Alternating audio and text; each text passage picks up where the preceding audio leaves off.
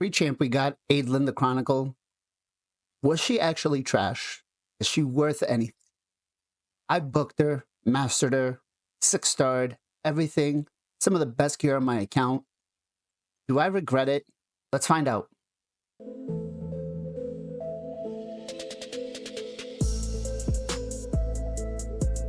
Welcome back to the channel. And hey, it was an awesome time just doing the Adelyn Hydra Smash. It was very challenging. I had a lot of fun, and it got me thinking off of my double to Ross kind of meta team for the account, right? To just kind of steamroll through everything, even on Hydra. But I really was challenged here of figuring out who I was going to bring in. So it definitely was restrictive, but it was restrictive in a good way. It was restrictive in a way where we, the whales, speaking as the creators, as myself, can't just kind of steamroll through everything, right? We have to think. We have to just kind of go with what is actually going to make sense. So I'm going to talk about my thought process about why I picked the team I picked, what changes did I try to make, and why I settled on finally what I did. And then we're going to go through the run that I have pre-recorded. Guys, I want to say it took me like 13 hours of Hold on. This whole operation was your idea. working, trying to get this done right. It was not full auto. I will admit that, right?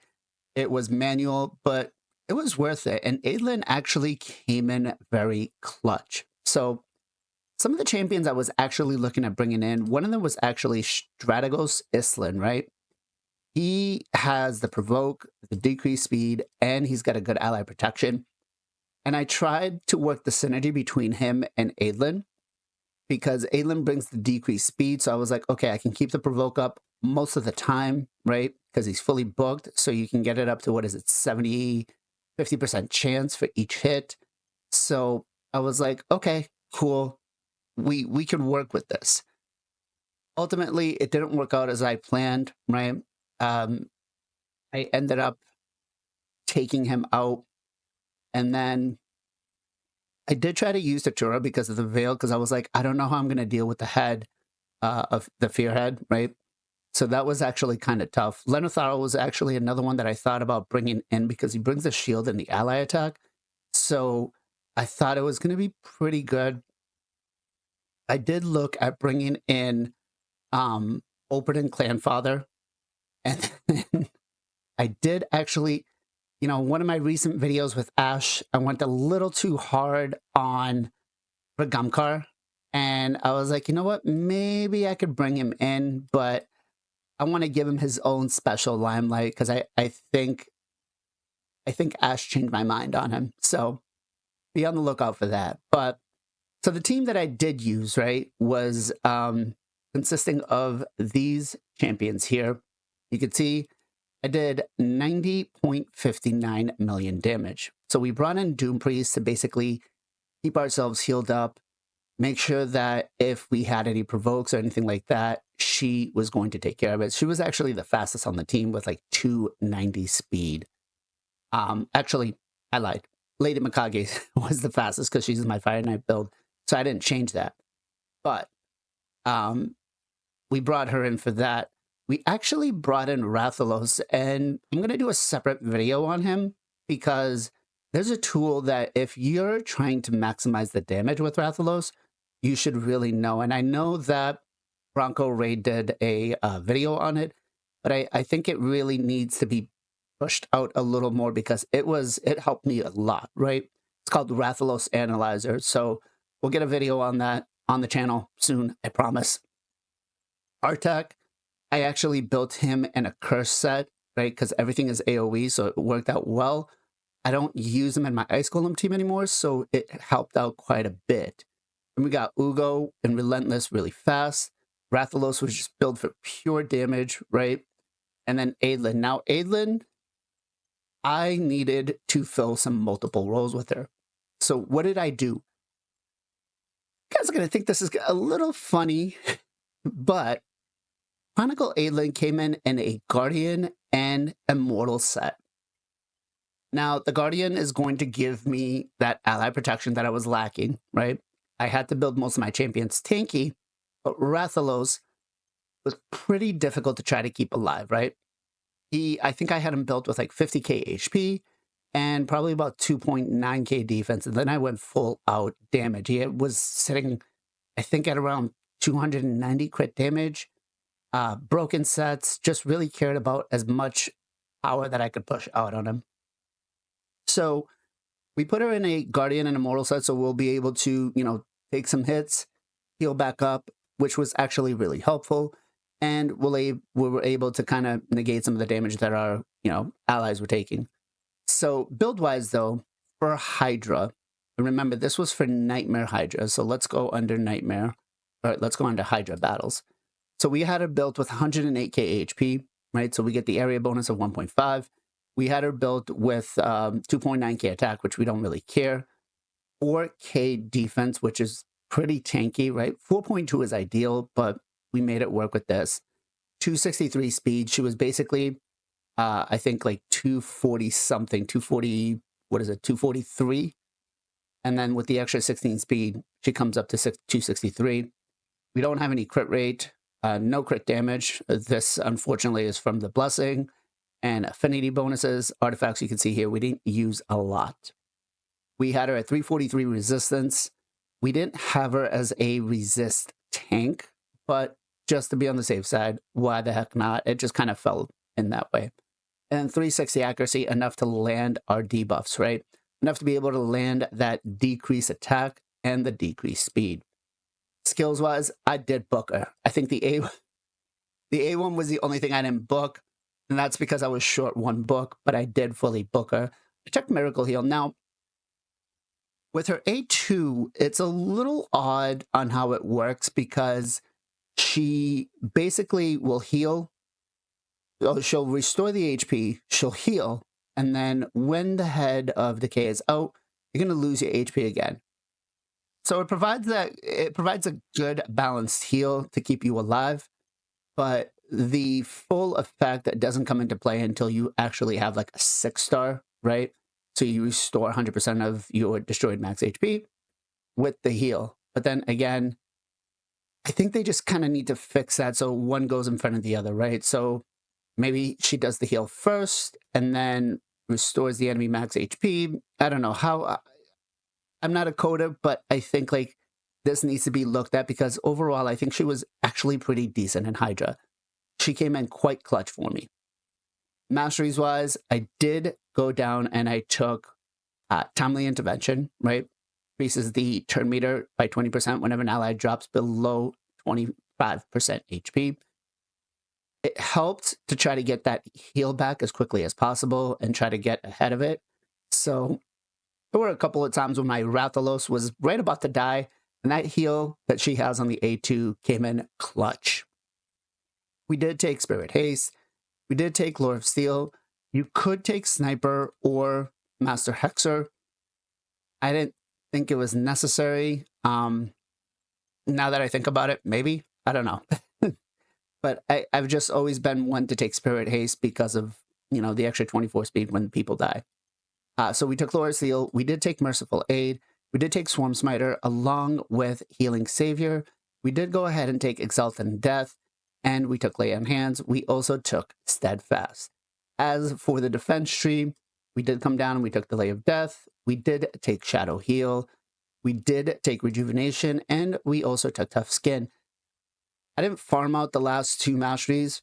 I guess if you really wanted to, you could. I'm not a fan of doing that. I like to farm the 500 in Red Scrolls, call it a day, and then save that energy for a different champion. But overall, I was really happy with the build. I think she did well. So let's load up the video and show you guys exactly what happened. All right, so you can see here, we put Doom Priest in the lead. Obviously, we've had a bunch of Forest champions on here, so it was probably the best speed lead aura to use. The only one after that I could have used would have either been Adelyn or Lady Mikage. Now, the extra speed came in actually pretty clutch. Pretty good. Can't lie. But let's go ahead. We'll start it up. Now,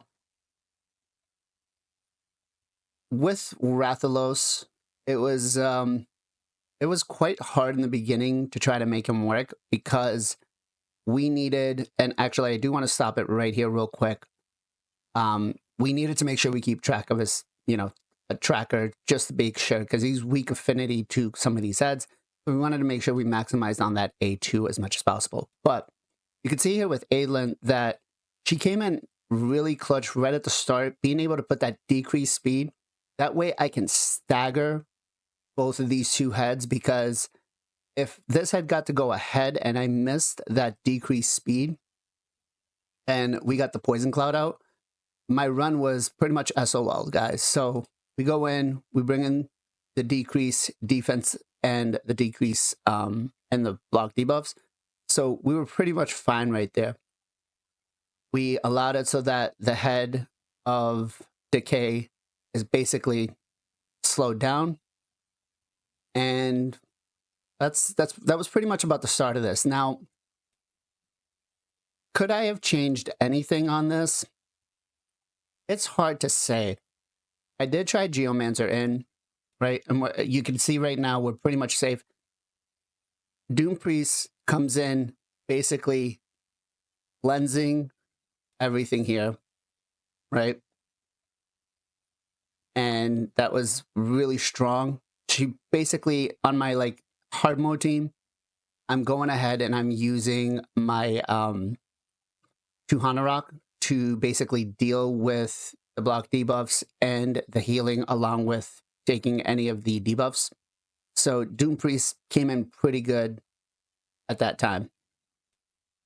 There were a lot of times where we'll kind of go through it in a little bit here, but there were a lot of times where this guy right here, Rathalos, was dying. So, but overall, I felt she was good, strong, healthy. Definitely, when the head of decay had, let me see here. There's going to be a couple of parts later on where the head of decay doesn't have a block debuffs on it, and I'm still able to place that decrease attack and decrease speed. So it was quite helpful. 100% just, I was a little too harsh on her. And I think over time, she can definitely be much better. I would just wish one thing, where Plarium, can we just make the A3 AoE and then just make it random for the sleep? I mean, most of us are going to use her in an Alme anyways, so it wouldn't hurt too bad to get it as a decrease speed and decrease attack AoE. She's not going to break the game. You do that, and I think we are talking a good champion. We're talking a great Hydra support. So I'm going to let the rest of this run play out, and then I will be back at the end of this and we'll give my final thoughts.